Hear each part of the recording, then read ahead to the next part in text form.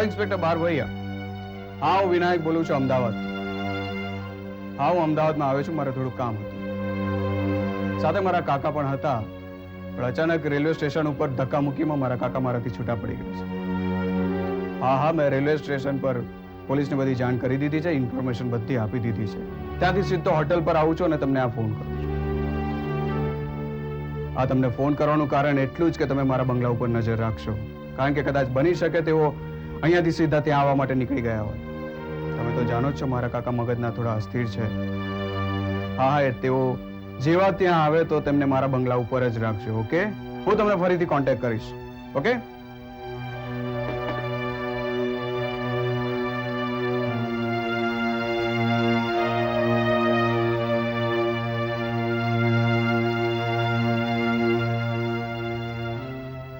Hello, railway સુરક્ષા દળ.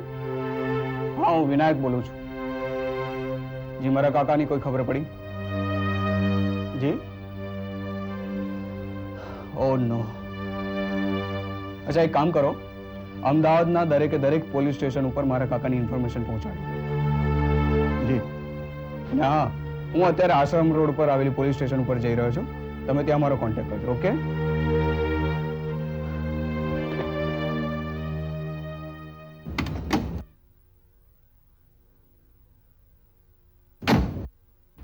जननी जन्मभूमि स्वर्गादपि अगर्यसि। मातृभूमि स्वर्गथी महान છે અને મા ભૂમિની રક્ષા કરવી એ જીવનનું સર્વોચ્ચ કર્તવ્ય છે. એ કર્તવ્ય બજાવતા જે વીર ગતિ પામે છે એને શહીદ કહેવાય છે.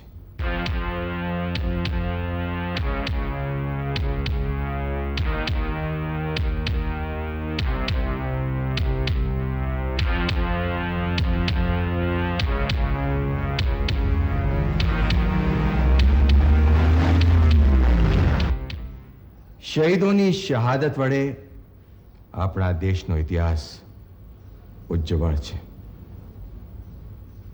કચ્છની કાળઝાળ ગરમીમાં કે પછી હિમાલયના શિખરોની કડકડતી ઠંડીમાં પોતાના કુટુંબ કબીલાથી દૂર રહીને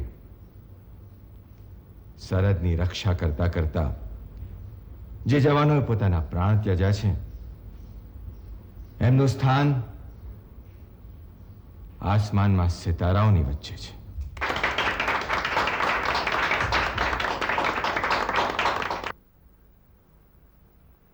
આજે એ અમર શહીદોનું મરણોત્તર સન્માન કરીને આપણે એમનું તર્પણ કરી રહ્યા છીએ.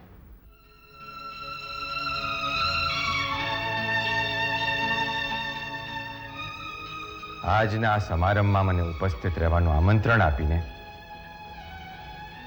આપ સૌએ મારું ગૌરવ વધાર્યું છે.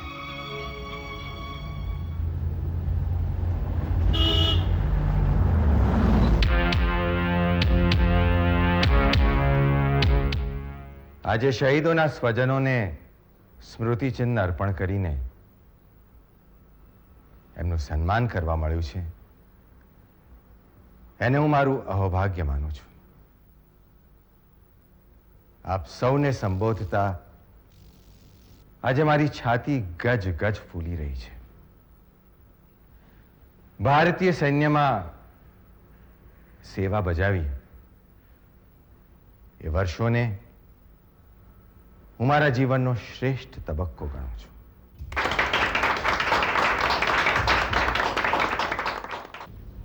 અમર શહીદ ભાનુપ્રસાદ રાજપૂત.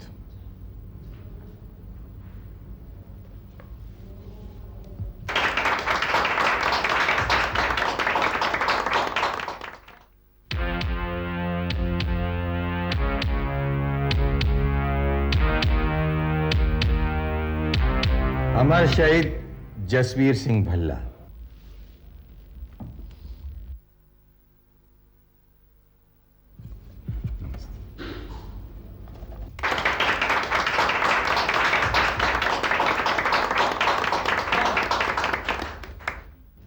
1971ની લડાઈમાં કચ્છની સરહદે 3 ટેન્કો ઉડાવનાર અને દુશ્મનોનો ખાત્મો કરનાર અમર શહીદ વિશ્વનાથ સૂર્યવંશી.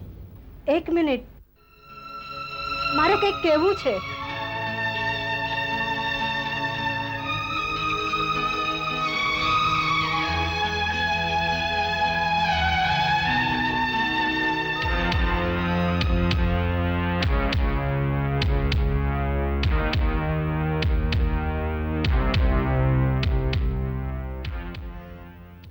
ભાઈઓ અને બહેનો, હું ખૂબ જ વિનમ્રતાપૂર્વક આ સન્માનનો અસ્વીકાર કરું છું, કારણ કે આ સન્માન એ શહીદો માટે છે જેઓ દેશની સીમા ઉપર લડતા લડતા વીરગતિને પામ્યા છે. મારા પતિ શહીદ નથી. હું એમને માટે આ સન્માનનો સ્વીકાર ન કરી શકું, કારણ કે તેઓ જીવિત છે.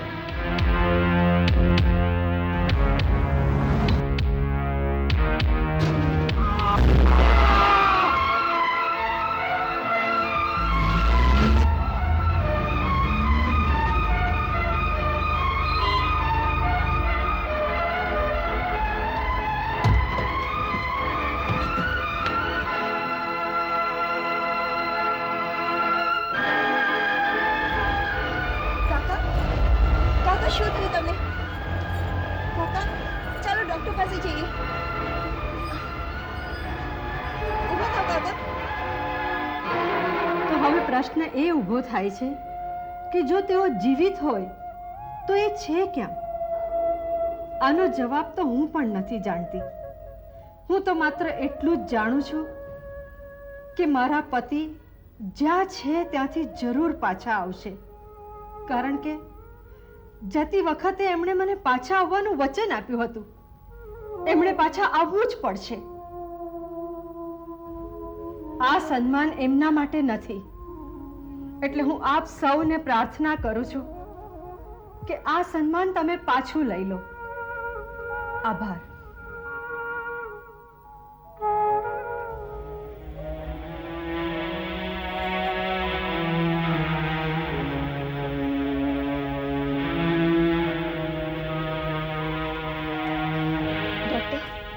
ખર્ચાની કાંઈ જ ચિંતા નહીં કરતા, પણ એમને સારામાં સારી સારવાર મળવી જોઈએ. તમે લોકો રફ ડ્રાઇવિંગ કરી અને એક્સિડન્ટ કરો અને ખર્ચો આપી એટલે તમે છૂટા? ના ડોક્ટર, આ એક્સિડન્ટનો મારો કોઈ જ વાંક નથી. આ તો અચાનક જ ગાડીની સામે આવી ગયા. એ તો સારું કે એક્સિડન્ટ વખતે બીજી કોઈ ગાડીઓ નથી આજુબાજુ. પેશન્ટ સાથે તમારો સંબંધ? વેલ, સંબંધ તો એવો કોઈ નહીં, ફક્ત માનવતાનો સંબંધ. મારે પોલીસને જણાવવું પડશે, એમનું નામ ઠેકાણું ખબર પડે એ માટે. ડોક્ટર, અત્યારે હું ખૂબ જ ઉતાવળમાં છું. મારે એક ઇમ્પોર્ટન્ટ ફંક્શનમાં જવાનું છે અને પોલીસ આવતા સુધી તો મને બહુ મોડું થઈ જશે. નો પ્રોબ્લેમ, તમે જાઓ, હું એમની સાથે વાત કરી લઈશ. હલો. હા, મેં તમને પૂરેપૂરું વર્ણન આપ્યું છે. તેઓ એકદમ નોર્મલ છે. હા, તેમની યાદદાસ્ત ખોઈ ચૂક્યા છે. આઈ હોપ કે તમે મને સમજી શકશો.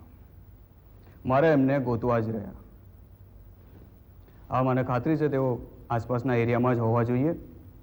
હા હા, દરેકે દરેક ખૂણાઓ શોધવા પડશે.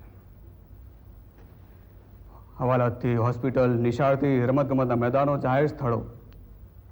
ઠીક છે, હું મૂકું છું. હા હા, હું અહીંયા જ છું. અને જુઓ, તમને જેવી ખબર પડે કે તરત મારો સંપર્ક કરજો. ઓકે? હા હા, રેલવે સ્ટેશન ઉપરથી જ ગુમ થયા છે. ઓકે? વેલ ઇન્સ્પેક્ટર, હું સમજી શકું છું તમારી મુશ્કેલીઓને.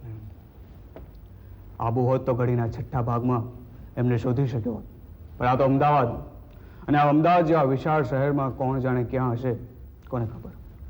વેલ સર, અમારી શોધખોળ ચાલુ છે. 1 મિનિટ. હલો, તમારો જ ફોન. હલો. હા, હું વિનાયક બોલું છું. જી, એક્સિડન્ટ થયો છે? હોસ્પિટલમાં છે? અચ્છા સર, મેં તમને જે જબ્બો ને લહેંગો કહ્યો તો જે મુજબનું વર્ણન આપ્યું તો એ મુજબનો જ માણસ છે ને? Are you sure? અચ્છા અચ્છા, એમને બહુ વાગ્યું તો નથી ને? ઓકે, અમે લોકો આવીએ છીએ. જી.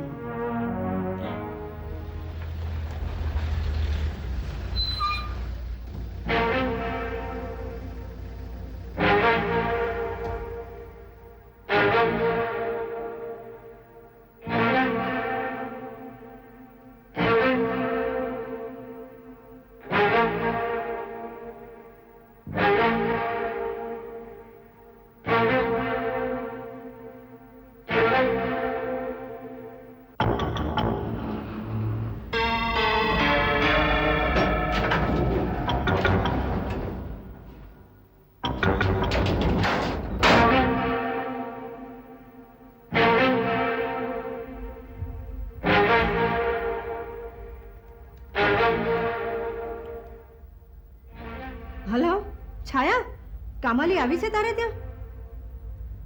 અરે પણ એ ફંક્શનમાં નહોતી આવી તો એ ગઈ ક્યાં?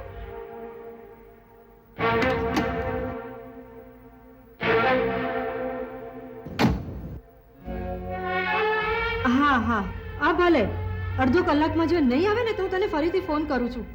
હા ભલે. હે ભગવાન, સૌ સારા વાના કરજે.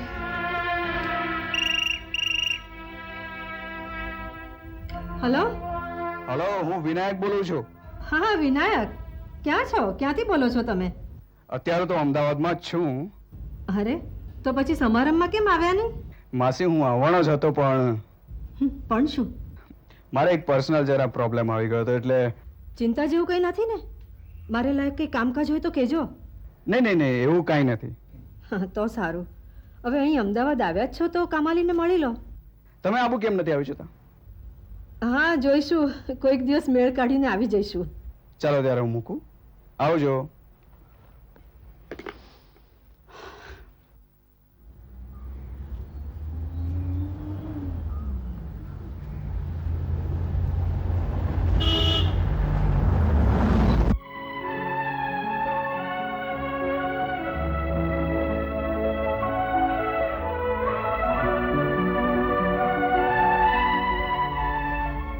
માં, શું વાત છે? પાછી તું પપ્પાની યાદોમાં ખોવાઈ ગઈ? બેટા, મને ખાતરી છે કે તેઓ જરૂર પાછા આવશે. એ ગયા ત્યારે અમારી વચ્ચે નક્કી થયું હતું. એમણે કહ્યું હતું કે હું જરૂર પાછો આવીશ અને મેં કહ્યું હતું કે હું તમારી રાહ જોઈશ. હું એમના સ્વાગત માટે આરતી લઈને ઊભી રહીશ. એમને વિદાય કરતી વખતે ઊભી હતી તેમ. એમના ખોવાયાના સમાચાર આવ્યા ત્યારે પણ મેં આંસુને વહેવા નહોતા દીધા. એ રીતે આંસુ વહેવડાવીને હું દુનિયાએ કહેલી વાતને મંજૂરીની મોહર કઈ રીતે આપી દઉં? મને ખાતરી છે બેટા, એ જરૂર પાછા આવશે અને હું એમની રાહ જોઈશ. બેટા, માં, આ રીતે તો રાહ જોવાનું ક્યારેય પૂરું નહીં થાય. તું એને રોકી દે. બેટા, આ માત્ર રાહ જોવાનું નથી, એ તો મારો વિશ્વાસ છે અને એ જ તો મારી જિંદગીનો એકમાત્ર સહારો છે. બેટા, એને મારી પાસેથી ઝૂંટવ નહીં. મને રાહ જોવા દે બેટા. માં, બેટા એક વાત કે, તું ફંક્શનમાં કેમ નહોતી આવી? હું આવી હતી પણ મને પહોંચવામાં મોડું થઈ ગયું. કેમ આટલી બધી વાર કેમ થઈ? માં, શું કહું, રસ્તામાં મારી ગાડી સાથે એક એક્સિડન્ટ થઈ ગયો. શું? એક વૃદ્ધ માણસ અચાનક મારી ગાડીની સામે આવી ગયા. એમને હોસ્પિટલ લઈ ગઈ અને બધું પતાવવામાં મોડું થઈ ગયું. એમને બહુ વાગ્યું તો નથી ને? ના ના. અચ્છા, એ મેડલ તો બતાવ. એ મેડલ મેં નથી સ્વીકાર્યો. કેમ? કારણ કે એ શહીદો માટે હતો. ને તારા પપ્પા તો જીવિત છે બેટા.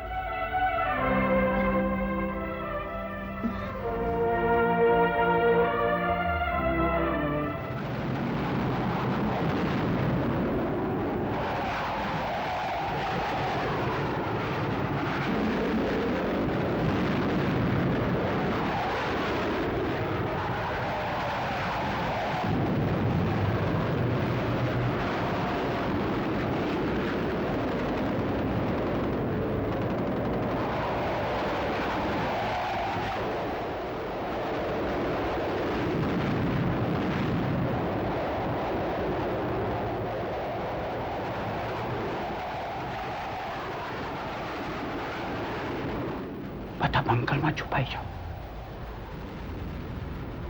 દુશ્મનો આગળ વધી રહ્યા છે. જેવા સામે આવશે કે હું ઇશારો કરીશ. બધા પોતપોતાની બંદૂકો સંભાળી લો. જય હિન્દ, જય હિન્દ. કાકા કાકા, તો ટીવી પર લડાઈ ચાલી રહી છે, તમે હોશમાં આવો. બધું કાકા, કાકા શું કરો છો? અરે હાટી જાઓ. ભારત માતાની કસમ, આજે એક પણ દુશ્મનને જીવતો નહીં છોડું. કાકા, બધા દુશ્મનો ભાગી ગયા. તમારી જીત થઈ. ભાગી ગયા? હા. ચાલો. ડરી ગયા બધા. હા હા, ચાલો તમે સુઈ જાઓ. ચાલો ચાલો ચાલો ચાલો ચાલો, આરામ કરો. તમારે આરામની જરૂર છે. ચાલો. ડરી ગયા બધા. ચાલ ટેલ સુઈ હિમ, જા. બાકી. હા હા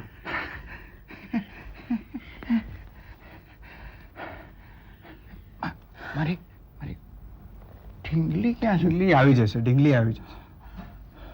મેજર વિશ્વનાથની પત્ની દ્વારા મરણોત્તર ઇનામ સ્વીકારવાનો ઇનકાર. જોયું માં, તે જે કર્યું એ આજની હેડલાઇન બની ગઈ છે. આ છાપાવાળાઓ પણ નાની વાતને અમસ્તા જ મોટું સ્વરૂપ આપી દે છે. મેં એ જ કર્યું છે જે મારે કરવું જોઈતું હતું. હા માં, તે જે કર્યું એ તે તારા મનથી કર્યું છે. પણ અહીંયા મનની ભાષા સમજવાવાળા કેટલા? અહીંયાના ના સમજ લોકોને તો ફક્ત વ્યવહાર જ નજર સામે આવે છે. અરે એક છાપામાં તો એમ પણ આવી ગયું છે કે આ બધો પબ્લિસિટી સ્ટન્ટ હતો. જો કામાલી, જેને જે માનવું હોય એ માને, પણ આપણે શું કરીએ છીએ, શા માટે કરીએ છીએ, એ વાત જો આપણે આપણા મનને સમજાવી શકીએ ને, તો પછી પસ્તાવો કરવા જેવું કે પછી અપરાધની હીન ભાવના રાખવા જેવું રહેતું નથી. માં, ક્યારેક ક્યારેક તો તું એટલી સરસ વાતો કરે છે કે મને મારા લેખિકા થવા ઉપર જરાય આશ્ચર્ય થતું નથી. જેની માં આટલું સરસ વિચારતી હોય એની દીકરી લેખિકા તો હોય જ ને. લાખ રૂપિયાની વાત કરી હતી કામાલી. અરે નિરંજન, બેસ બેટા બેસ. અરે માસી, આજનો છાપો વાંચીને હું તો ખુશીથી ગાંડો થઈ ગયો છું. અરે આવું કરવા માટે થઈને તો બહુ મોટું દિલ અને ખૂબ બધી હિંમત હોવી જોઈએ. મેં એવું કંઈ જ કર્યું નથી બેટા. મેં માત્ર મારા કર્તવ્યનું પાલન કર્યું છે. ખરેખર માસી, આંગળીને વેઢે ગણી શકાય એટલા જ માણસોને પોતાના કર્તવ્યનું ભાન હોય છે. હા, અરે અમારા લોકોએ તો તમારી પાસેથી પ્રેરણા લેવી જોઈએ. દરેકના પોતપોતાના વિચાર હોય છે. અરે ઘણા છાપાવાળાએ તો માને વખોડી કાઢી છે. તો વખોડવા દે ને, વખોડવા દે.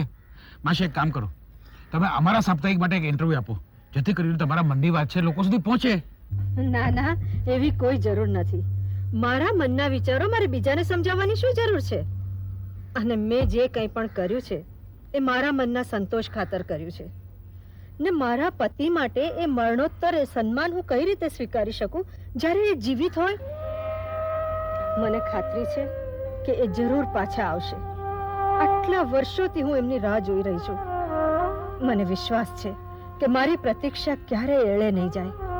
માસી, ખરેખર તમારી વાત સાંભળીને અમને ગર્વ થાય છે કે તમારા જેવી મહાન વ્યક્તિનો અમને સહયોગ સાંપડ્યો છે. જો ભાઈ, તું મારા બહુ વખાણ કર્યા કરીશ ને તો પછી મારે ઊભા થઈને અહીંથી ચાલી જવું પડશે. અચ્છા નિરંજન, પેલો પુનર્જન્મનો અંક આવી ગયો? આજ સાંજ સુધીમાં આવી જશે. માસી, હમણાં જે શહીદો પર સેમિનાર થઈ હતી ને, હા. એનો આર્ટિકલ છપાયો છે. તમે જરૂર વાંચજો. એમાં મેજર વિશ્વનાથજી વિશે ખૂબ સારું છપાયું છે. બેટા, એમના વિશે શહીદો માટેના આર્ટિકલમાં નહોતું લખાવવું જોઈતું. એ હજી જીવિત છે. મને ખાતરી છે કે એ જીવે છે.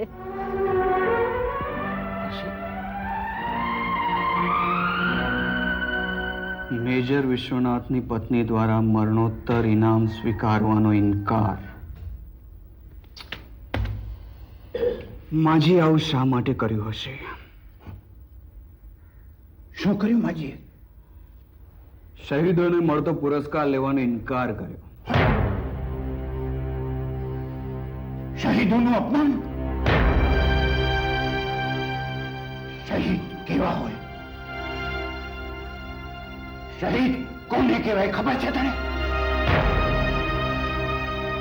મને ખબર છે. મને ખબર છે શહીદ કોને કહેવાય, કેવા હોય.